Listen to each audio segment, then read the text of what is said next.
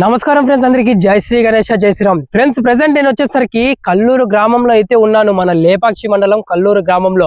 యాక్చువల్గా ఇక్కడ ఎందుకు వచ్చినానంటే, మన కల్లూరు సుబ్బారావు గారు ఉన్నారు కదా, freedom fighter and also Padma విభూషణుడు అనమాట.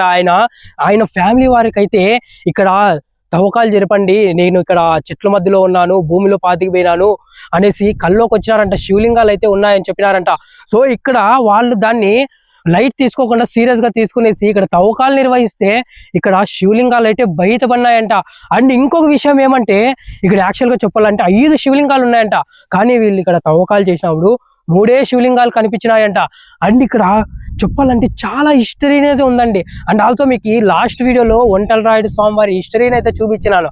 అక్కడ మీరు ఒంటెలరాయుడు స్వామివారిని చూసినారు కదా, అదే స్వామివారు ఇక్కడ మనకి శాసనాల పైన అయితే ఉన్నారు. అండ్ శాసనాలు మీకు చాలా వీడియోల్లో లిపిలో అయితే చూపించాను. బట్ ఇక్కడ వచ్చేసరికి శాసనాలు ఏకంగా దేవుళ్ళ రూపంలో అయితే ఎక్స్ప్లెయిన్ ఉందండి. ఇక్కడైతే నాకు తెలియగానే ఈ శివుడి యొక్క హిస్టరీ చాలా షాక్ అయిపోయినాను. మెయిన్ పాయింట్ అయితే నేను చెప్తా లేదు ఈ వీడియోలో. ఆ మెయిన్ పాయింట్ ఏదో మీరు తెలుసుకోవాలంటే శివలింగం సంబంధించి లాంగ్ వీడియోని అయితే చూసేయండి. త్వరలోనే మేము ఈ టెంపుల్ కి సంబంధించి ఫుల్ వీడియో అయితే మీ ముందుకు వచ్చాము.